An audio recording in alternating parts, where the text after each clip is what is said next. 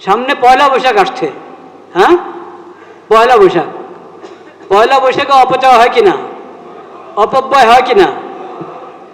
এটাকে পয়লা বৈশাখকে সমস্ত অপচয় এবং অপব্যয় থেকে বাঁচিয়ে রাখেন। দেখবেন অনেক সাশ্রয় হবে। আপনি অর্থনীতির দিক থেকে চিন্তা করেন না, অর্থনীতির দিক থেকে চিন্তা করেন। পয়লা বৈশাখকে এই ঈদের সময় আলোকসজ্জা করে না, ঈদ যেটা ধর্মের মুসলিম উম্মতে মুসলিমার ধর্মীয় উৎসব ঈদ উল ফিতর, ঈদ উল আজহা, ওই সময় আলোকসজ্জা করা হয়, সীমিত আকারে হলেও করা হয়। ডক্টর আফামো খালেদ সাহেব, এই উপদেষ্টা, ধর্ম উপদেষ্টা ছিলেন যিনি আগের সরকারে, ডক্টর আফামো খালেদ সাহেব, ওনার সামনে যখন এই কথা উঠেছে যে আলোকসজ্জা করতে হবে, উনি বলেছেন কি দরকার আলোকসজ্জা, এটা বিদ্যুতের অপচয় হবে, আলোকসজ্জা করবো না আমরা। এখন সচিব সাহেবেরা যারা আগে থেকে আছেন সচিবালয়, বলে স্যার এটা সমস্যা হয়ে যাবে, চলে আসছে তো একটা প্রচলন, এটা ইয়ে করেন না, বন্ধ করেন, এটা হক আমরা সীমিত আকারে করি। তো এই যে একটা হক কথা উনি বলেছেন। ধর্মীয় উম্মতে মুসলিমার ধর্মীয় উৎসব ঈদ উল ফিতর, ঈদ উল আজহা, সেখানে আলোকসজ্জার কোনো নীতি নাই, নিয়ম নাই শরীয়তে। করো না আলোকসজ্জা। কেন আলোকসজ্জা করবা? যেখানে যে দেশে বিদ্যুতের এত সংকট, ওখানে কেন আলোকসজ্জা করতে যাবা তুমি? বিয়ে শাদী তো করো না, ঈদের মধ্যে করবা না তো আর বিয়ে শাদী কেন করবা? বিয়ে শাদী তো করো না, কে শুনবে আপনার ওয়াজ? হ্যাঁ, ওয়াজ শুনতে রাজি নাই মানুষ, যেটার ব্যাপক প্রচলন, ওটার বিরুদ্ধে ওয়াজ শুনতে মানুষ কি নাই, রাজি নাই। কিন্তু শরীয়তের হুকুম, মানুষ কে শুনবে কে শুনবে না, কে মানবে কে মানবে না, ওটা তোমার দেখার বিষয় না। তুমি হক কথা, যেটা শরীয়ত সুন্নতের কথা, ওটা বলে যাও। সেজন্য আমি আল্লাহর উপর ভরসা করে বলেছি, পয়লা বৈশাখকে আপনার সমস্ত অপচয় অপব্যয় থেকে কি করেন, বাঁচিয়ে রাখেন, বাঁচিয়ে রাখেন। ব্যক্তি পর্যায় থেকে নিয়ে সবাইকে এই নসিহত, এই নসিহা, কল্যাণকামিতা, দ্বীনি কল্যাণকামিতা এবং জাতীয় কল্যাণকামিতা, রাষ্ট্রীয় কল্যাণকামিতার দৃষ্টিকোণ থেকে সবার খেদমতে আমি এই দরখাস্ত করছি, পয়লা বৈশাখকে যাবতীয় অপচয় এবং অপব্যয় থেকে কি বাঁচিয়ে রাখেন। আর এটা তো মুসলমান বলতে জানে, মুসলিম উম্মতের উৎসব হলো ঈদ উল ফিতর আর ঈদ উল আজহা, সাপ্তাহিক উৎসব হলো ঈদ জুমা, এবং তাদের বাৎসরিক হজ সেখানে সেটা হয় মক্কা মুকাররমা, আরাফাতে এবং কোথায়, মিনাতে। এগুলো হলো মুসলিম উম্মতের, চাই বাংলাদেশি মুসলিম উম্মত হোক, আর হিন্দুস্তানি মুসলিম উম্মত হোক, পাকিস্তানি মুসলিম উম্মত হোক, মধ্যপ্রাচ্যের মুসলিম উম্মত হোক, আমেরিকা ইউরোপে যে মুসলিম উম্মত আছে তারা, অস্ট্রেলিয়াতে যে মুসলিম উম্মত আছে তারা, সকল মুসলিম উম্মত, সকল মুসলিম উম্মতের আনন্দ উৎসব হলো ঈদ উল ফিতর, ঈদ উল আজহা, সাপ্তাহিক হলো জুমা, বছরে হলো হজ। কিন্তু সেটা সব ধরনের শিরিক থেকে মুক্ত থাকে, সব ধরনের অশ্লীলতা থেকে মুক্ত থাকে, সব ধরনের বেহায়াপনা থেকে মুক্ত থাকে, সব ধরনের বেদাত এবং জাহেলিয়তের সকল রীতিনীতি থেকে মুক্ত থাকে। তাহলে যেটা উম্মতে মুসলিমের উৎসব না, কোনো অঞ্চলের একটা রেওয়াজ, সেটার মধ্যে যদি বেদাত ঢুকে, শিরিক ঢুকে, তাহলে জায়েজ হবে?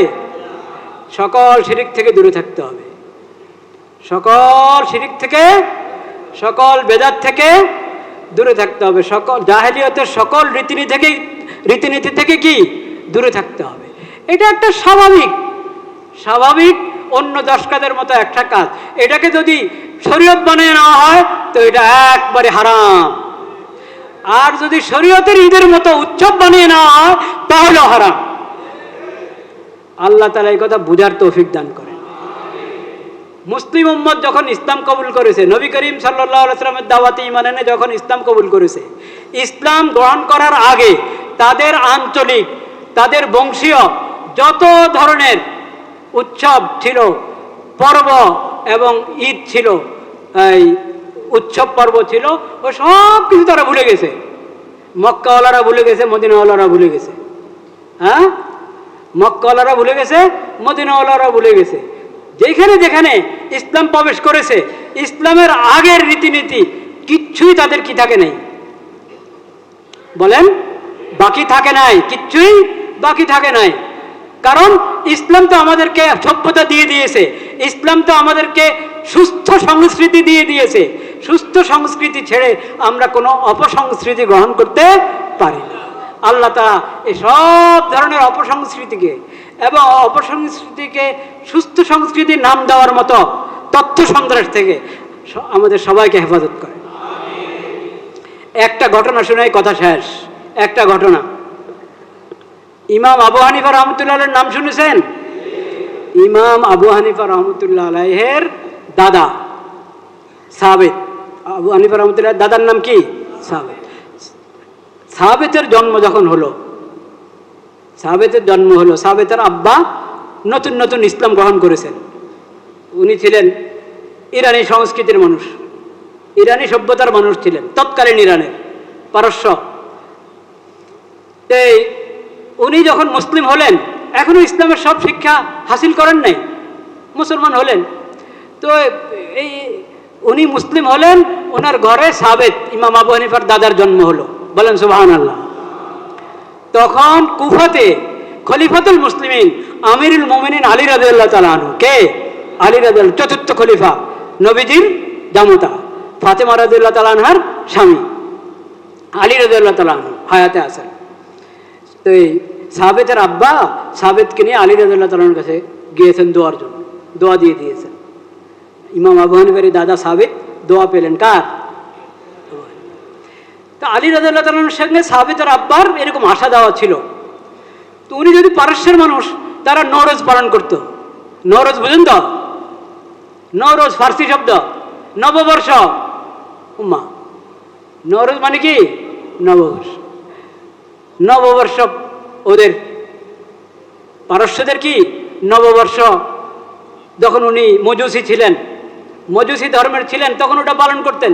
মুসলমান হওয়ার পরে এটা এখনো বুঝে সারেন নাই যে এটা তো জাহিলিয়তের রীতিনীতি, ইসলামে তো সেই নওরোজ বলতে কিছু নাই, ইসলাম এটা উনি বুঝেন না, এখনো শিখতে পারেন নাই। তো উনি বলেন, আচ্ছা এটা ভালো একটা দিন, এখানে তো দেখি না কেউ তো পালন করে না, যাক আমি একটা হাদিয়া নিয়ে যাই কার কাছে? আলী রাদিয়াল্লাহু তাআলার কাছে। তো উনি একটা হাদিয়া নিয়ে গেলেন আলী রাদিয়াল্লাহু তাআলার কাছে, নিয়ে পেশ করলেন। এটা কি? হুজুর এটা তো নওরোজের হাদিয়া। বুঝে গেছেন উনি, জানেন যে তো পারস্যের মানুষ ছিল, ওখানে নওরোজ পালন করতে, এখন নতুন নতুন মুসলিম হয়েছে, এখনো সব কিছু শিখে নাই, ইসলামের কোনটা ইসলামের শিক্ষা, কোনটা জাহিলিয়তের রীতিনীতি, এগুলো বুঝে সারে নাই। তো নওরোজের হাদিয়া নিয়ে এসেছে। আলী রাদিয়াল্লাহু তাআলা একটা কথা বললেন, শুধু একটা কথা, এত বড় শিক্ষা, পুরা দুনিয়ার যে জায়গায় যে মুসলিম আছে, সে যদি এই একটা বাক্য বুঝে ফেলে, তাহলে জাহিলিয়তের সকল রীতিনীতি থেকে সে বেঁচে থাকবে এবং নবীজির সুন্নাহ হবে, ইসলামের শিক্ষা হবে তার জন্য যেমন দিন, তাওহীদের দিন, তেমন সেটাই হবে তার জন্য সুস্থ সংস্কৃতি এবং সুস্থ সভ্যতা। বলেন সুবহানাল্লাহ। আলী রাদিয়াল্লাহু তাআলা কি বলেছেন? আলী রাদিয়াল্লাহু তাআলা বলেছেন, নওরোজুনা কুল্লা ইয়াউম। বাবা তুমি বুঝো না, আমরা তো মুসলিম উম্মত, আমাদের তো প্রতিটা দিনে নওরোজ, আমাদের প্রতিদিনে হলো নববর্ষ। বলেন সুবহানাল্লাহ। আমাদের প্রতিদিনে হলো নববর্ষ। এটা হলো ইসলামের শিক্ষা। আলহামদুলিল্লাহ, নাহমাদুহু ওয়া নাস্তাঈনুহু ওয়া নাস্তাগফিরুহু ওয়া নু'মিনু বিহি ওয়া নাতাওয়াক্কালু আলাইহি ওয়া নাউযু বিল্লাহি মিন শুরুরি আনফুসিনা ওয়া মিন সাইয়্যাতি আ'মালিনা। من يهده الله فلا مضل له ومن يضلل فلا هادي له وأشهد أن لا إله إلا الله وحده لا شريك له وأشهد أن محمدا عبده ورسوله. اللهم صل على سيدنا ومولانا محمد النبي الأمي وعلى آله وصحبه وسلم تسليما. اللهم اجعل صلواتك ورحمتك وبركاتك على سيد المرسلين وإمام المتقين وخاتم النبيين محمد عبدك ورسولك إمام الخير وقائد الخير ورسول الرحمة اللهم ابعثه مقاما محمودا يغبطه به الأولون والآخرون. أعوذ بالله من الشيطان الرجيم.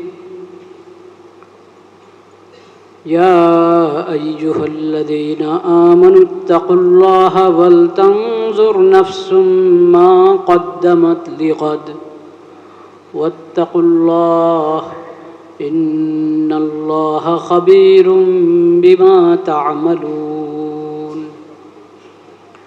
ولا تكونوا كالذين نسوا الله فأنساهم أنفسهم أولئك هم الفاسقون.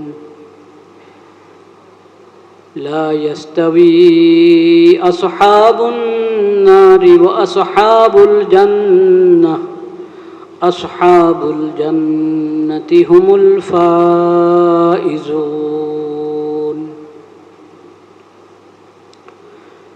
صدق الله مولانا العظيم وصدق رسوله النبي الكريم ونحن على ذلك من الشاهدين والشاكرين والحمد لله رب العالمين. আজকের মজলিসের শুরুতে আমরা একটু দোয়া করব দেশের জন্য, পুরো বিশ্বের জন্য। দোয়া তো প্রতি মুনাজাতেই আমরা করে থাকি, প্রতি নামাজের পরে করে থাকি, এবং যে কোনো সময়। দোয়া এমন এক ইবাদত যেটার জন্য কোনো সময় নির্ধারিত নাই, এবং দোয়ার কোনো মাকরু সময় নেই। নামাজের তো মাকরু সময় আছে, যে সময়গুলোতে নামাজ পড়া যায় না। আছে না 3টা সময়? দোয়ার কোনো মাকরু সময় নেই। দোয়া, জিকির, তিলাওয়াত এগুলোর কোনো মাকরু সময় নেই। এইসব ইবাদতের মাকরু সময় নেই। যে কোনো সময় এই ইবাদতগুলোর জন্য উন্মুক্ত, বিশেষ করে দোয়া।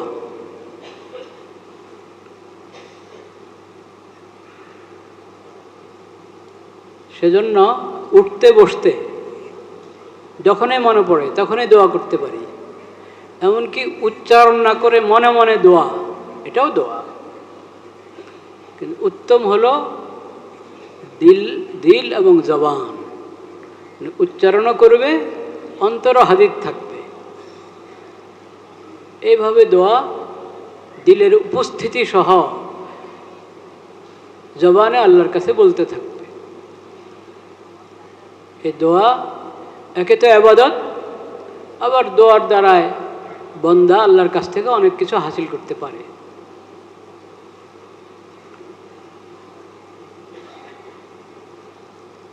দোয়া যেমন ব্যক্তির জন্য হয়, নিজের জন্য, এমনিভাবে অন্যের জন্য দোয়া। আমার মা বাবার জন্য আমি দোয়া করব, সন্তানের জন্য দোয়া করব, মুরব্বীদের জন্য দোয়া করব, আত্মীয় মুরব্বী, এমনি মুরব্বী, আমার প্রতি যাদের ইহসান আছে তাদের জন্য দোয়া করব, প্রতিবেশীদের জন্য দোয়া করব, আরো বড় আকারে পুরো দেশবাসীর জন্য দোয়া করব, পুরা মুসলিম বিশ্বের জন্য দোয়া করব, উম্মতে মুসলিমার জন্য দোয়া করব, সকল মানুষের জন্য দোয়া করব।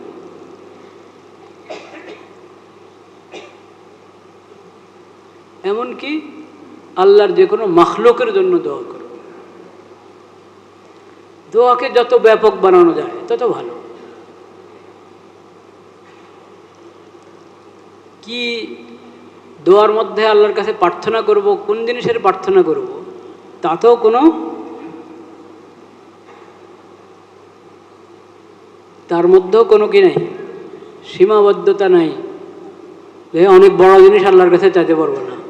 আল্লাহর কাছে কি অনেক বড় জিনিস আর অনেক ছোট জিনিসের পার্থক্য আছে? যা ইচ্ছা তা চাও।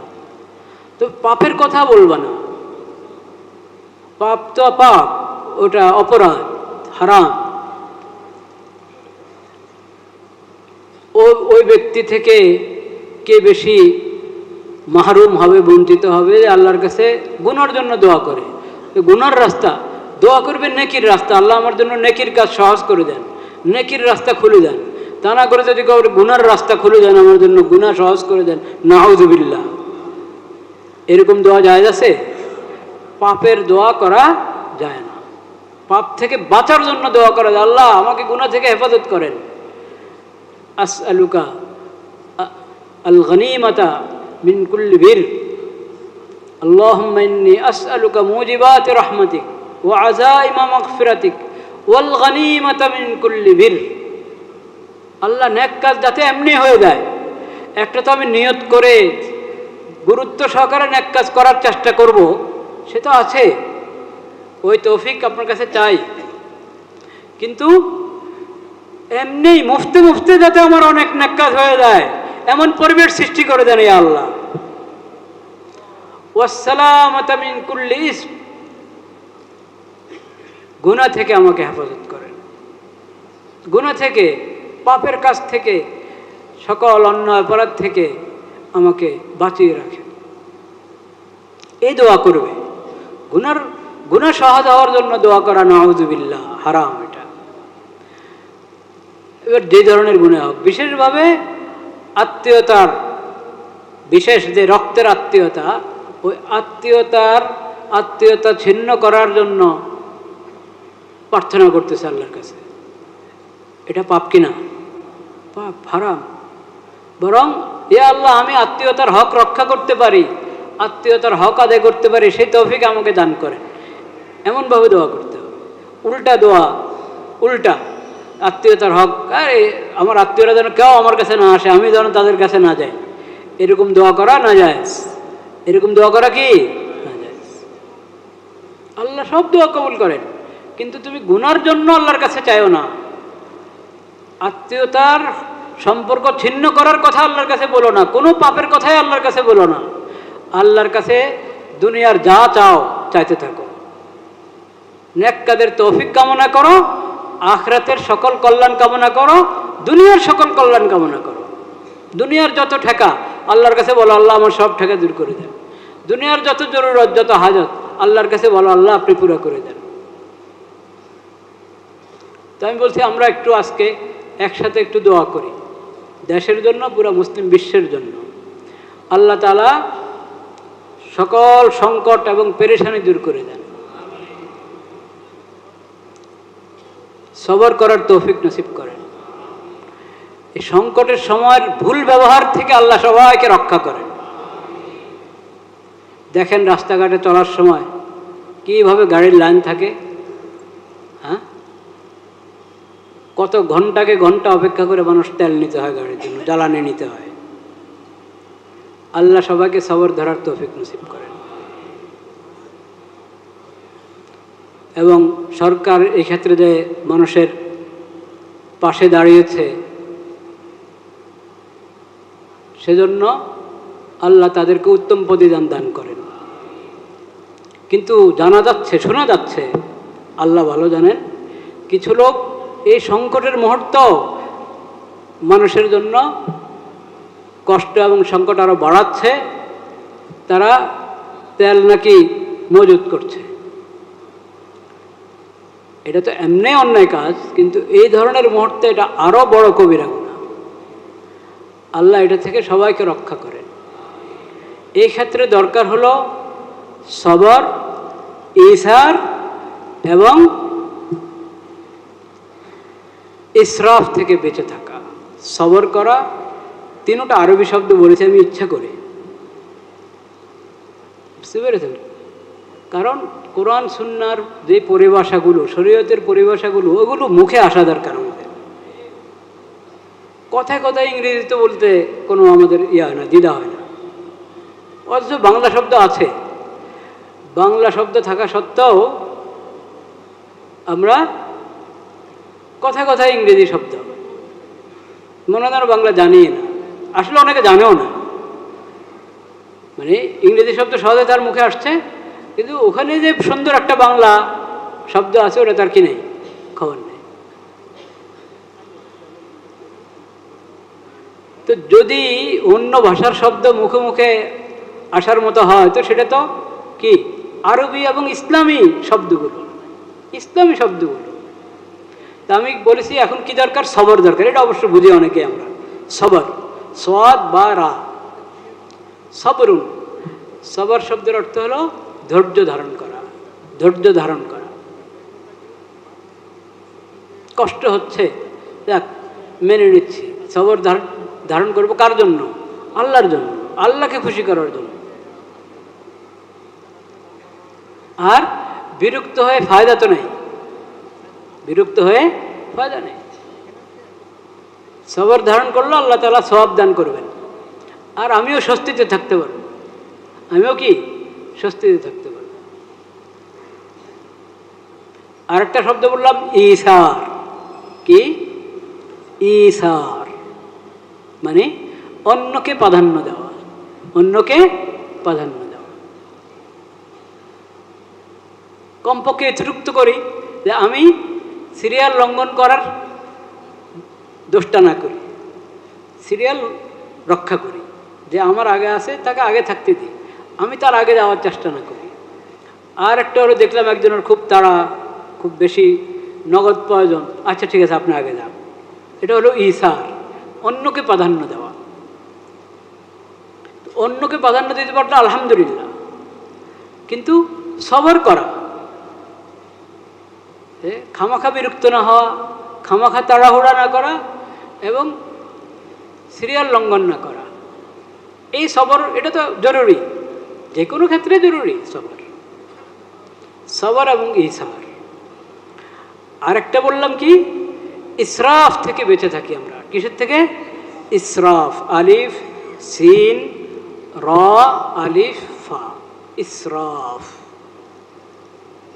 আলিফ সিন র, আর প্রথমটা হামজা আর কি, ইসরাফ মানে অপচয়, অপব্যয়। ইসরাফ অর্থ কি? অপচয় এবং কি অপব্যয়, এটাকে বলে ইসরাফ। ইসরাফ থেকে বেঁচে থাকবো, ইসরাফ থেকে বেঁচে থাকা সবসময় জরুরি। অপচয় এবং অপব্যয়কারী কার ভাই? শয়তানের ভাই। ইন্নাল মুবাজ্জিরিনা কানু ইখওয়ানাশ শায়াতিন। যে অপচয় করে, অপব্যয় করে, সে কার ভাই? শয়তানের ভাই। ওটা তো সবসময় হারাম, সবসময় হারাম। নবী করিম সাল্লাল্লাহু আলাইহি ওয়াসাল্লাম বলেছেন, অজু, অজুর মতো ইবাদত, এত বড় সওয়াবের কাজ। নবীজি বলেছেন, অজু করার সময় তুমি পানির অপচয় করো না।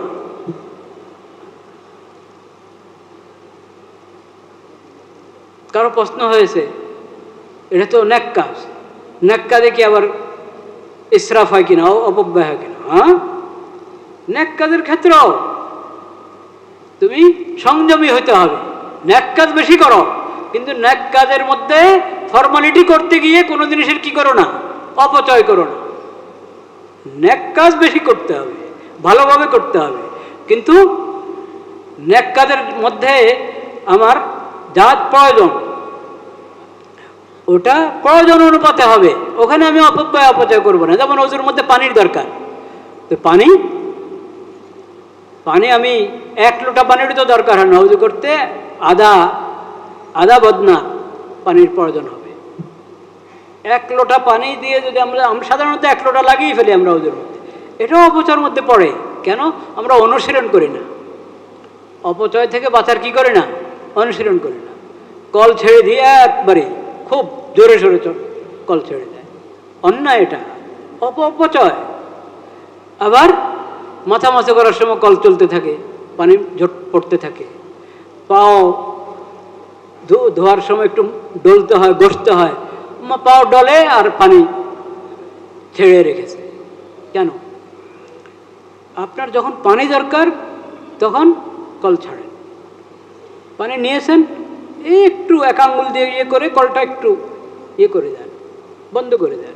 যখন একটু আপনার পা ধুইতে সময় লাগবে, মাথা মশা করতে সময় লাগবে, কান মশা করবেন, গর্দন মশা করবেন, তখনও একবারেই চলছে কল। এবং চলছে মানে একবারে এত কি বলে, এত জোরে সোরে, এত স্পিডে যে পানির অপচয়ের কোনো সীমা থাকে না।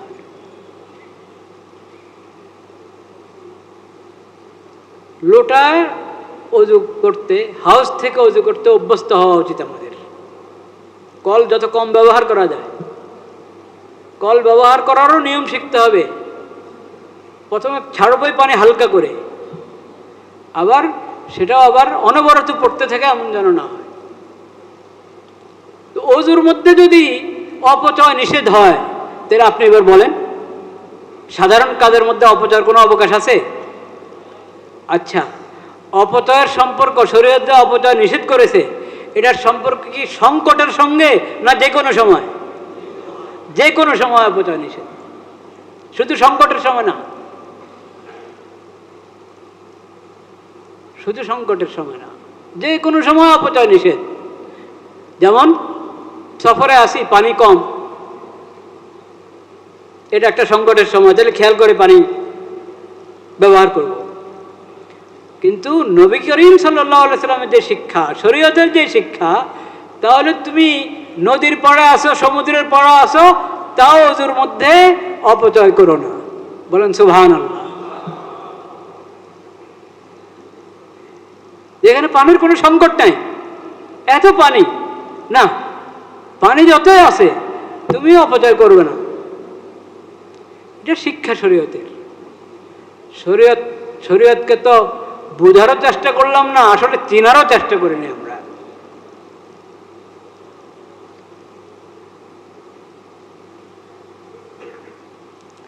তাহলে যখন সাধারণ অবস্থা অপচয় নিষেধ, সংকটের সময় আরো বেশি নিষেধ, ঠিক কিনা?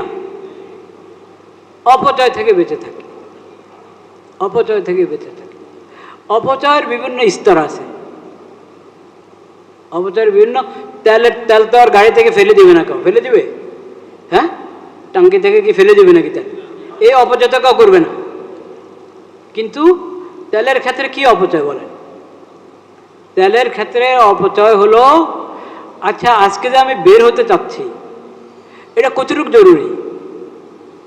ঘর থেকে যে বের হতে চাচ্ছি কতটুকু জরুরি? আচ্ছা আজকে যে আমি আমার গাড়ি দিয়েই বের হতে চাচ্ছি, আমার গাড়ি নিয়ে বের হতে চাচ্ছি, এটা কতটুকু জরুরি? আজকে একটু অটোতে সিএনজিতে চলে যাই, আজকে একটু ভাড়া গাড়িতে চলে যাই, আজকে বাসে চলে যাই, আজকে মেট্রো রেলে চলে যাই। যদি অত জরুরি না হয়, তাহলে যাদের জরুরত বেশি তারা তেল নেবে। আমি আজকে তেল নিলাম না, গাড়ি থাকুক। গাড়ি দিয়ে আমরা এই বাসার লোকেরা গ্যারেজে, তাদের গাড়ি গ্যারেজে পড়ে থাকবে, তারা এই গাড়ি নিয়ে আজকে কোনো অনুষ্ঠানে যাবে না। যেখানে বের যাওয়া জরুরি সেখানে কাছে হলে হেঁটে চলে যাবে, রিক্সা চলে যাবে, নয় সিএনজিতে যাবে, ট্রেনে যাবে, না ভাড়া গাড়িতে যাবে। এটা হলে ইসার হবে কি না? ইসার হবে, অন্যকে প্রাধান্য দেওয়া হবে। এটা যদি করি তাহলে অপচয় থেকে বেঁচে থাকলাম আমি। কিসের অপচয়? সময়েরও তো, সময়ের অপচয় থেকে বাঁচতে পারলাম। আচ্ছা যখন তেলের এত সংকট, তো আজকে এই প্রোগ্রাম এত জরুরি না, যাব না আমি। আজকে বের হওয়া এত জরুরি না, আমি যাব না। এর মানে অফিস কামাই করতে বলিনি, কিন্তু ভুল বুঝবেন না আমার কথা। আপনাদের ডিউটি সেটা তো আদায় করতে হবে। সেটার ক্ষেত্রে আমি বললাম, ডিউটির ক্ষেত্রে যদি বিকল্প থাকে বিকল্প ব্যবহার করি, যদি অত আমার সমস্যা না হয়। এইভাবে সবর, ইসার, অবলম্বন করা এবং ইসরাফ থেকে বেঁচে থাকা, সময়ের ইসরাফ থেকে বেঁচে থাকা, যে কোনো সম্পদের ইসরাফ থেকে কি বেঁচে থাকা, অপচয় অপব্যয় থেকে বেঁচে থাকা। এমনিই তো নবী করিম সাল্লাল্লাহু আলাইহি সাল্লাম বলেছেন, কি বলেছেন? নবী করিম সাল্লাল্লাহু আলাইহি সাল্লাম বলেছেন, লা ইলাহা ইল্লাল্লাহ ওয়ালিয়াসআকা বাইতুক, ওয়ালিয়াসআকা বাইতুকা। তিনটা নসিহত এক হাদিসের মধ্যে। নিজের গুনাহ খাতা দেওয়া হয়েছে, ওটার জন্য আল্লাহ দরবারে কান্নাকাটি করো, তওবা করো, ইস্তেগফার করো, কাঁদো, আল্লাহ আমাকে ক্ষমা করে দেন। আর আমলিক আলাইকা লিসানাকা, জিহ্বাকে কন্ট্রোল করো, জিহ্বাকে কন্ট্রোল করো, অন্যায় কথা তো বলবেই না, অহেতুক কথা বলো না। আর তৃতীয় কথা, ওয়ালিয়াসআকা বাইতুক, খামাখা ঘর থেকে বেরো, প্রয়োজন ছাড়া ঘর থেকে বেরো। এই হাদিসের উপর আমল সবসময় করা দরকার। প্রয়োজন মানে দুনিয়ার জরুরত হোক আর দ্বীনের জরুরত হোক, ইমানি লাইনের প্রয়োজন, দুনিয়ার লাইনের প্রয়োজন, যে কোনো প্রয়োজনে ঘর থেকে বের হও, কিন্তু খামাখা বেরোয় না, আড্ডা দেওয়ার এমনি আর কোনো কাজ না, খালি বেরো, এটা করো না। তো এটা না করলে আপনার সময় বেঁচে যাবে। গাড়ি নিয়ে বেরোলে যদি বের হওয়ার অভ্যাস থাকে, তো এখন এই তেলের কম কম প্রয়োজনীয় ব্যবহার, এটা থেকে আমি বাঁচতে পারবো।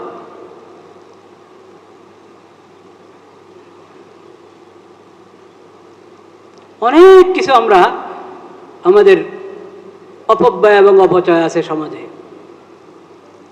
অনেক ক্ষেত্রে আমরা অপব্যয় অপচয়ের মধ্যে লিপ্ত, টেরও পাই না।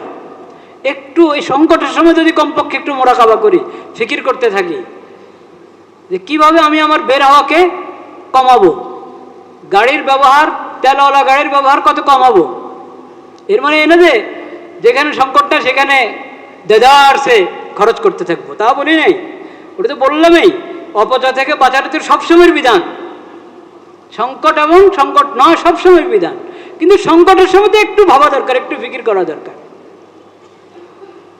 আল্লাহ তাআলা সেই তৌফিক আমাদেরকে দান করে। এসব সংকট কেন হচ্ছে? গুনার কারণে। এসব সংকট কেন হচ্ছে? এসব সংকট এক তো ব্যক্তি পর্যায় থেকে নিয়ে সামাজিক সকল অঙ্গনে যে সমস্ত জুলুম হচ্ছে, গুনাহ হচ্ছে, ওটার কারণে সংকট। আর একটা হলো বাড়াবাড়ি, আরেকটা কি বাড়াবাড়ি। সংযম জাতীয় পর্যায়ে, আন্তর্জাতিক পর্যায়ে প্রত্যেক জুলুম থেকে বেঁচে থাকবে, চুক্তি ভঙ্গ থেকে বেঁচে থাকবে। আল্লাহ তাআলা সেই পরিবেশ সৃষ্টি করে দেন। সেটার জন্য সবাই মুনাজাতে দোয়া করবেন, আল্লাহুম্মা আল্লিফ বাইনা কুলুবিনা ওয়া আসলিহ যাতা বাইনিনা ওয়াহদিনা সুবুলাস সালাম ওয়া নাজ্জিনা মিনাজ যুলুমাতি ইলান নূর ওয়া জান্নিবনাল ফাওয়াহিশা মা যাহারা মিনহা ওয়া মা বাতান ওয়া বারিক লানা ফি আসমাইনা ওয়া আবসারিনা ওয়া কুলুবিনা ওয়া আজওয়াজিনা ওয়া যুররিয়াতিনা ওয়া তুব আলাইনা ইন্নাকা আনতাত তাওয়াবুর রহিম ওয়াজআলনা শাকিরিনা লিনি'মাতিকা মুসনিনা বিহা কাবিলিহা ওয়া আতিম্মাহা আলাইনা।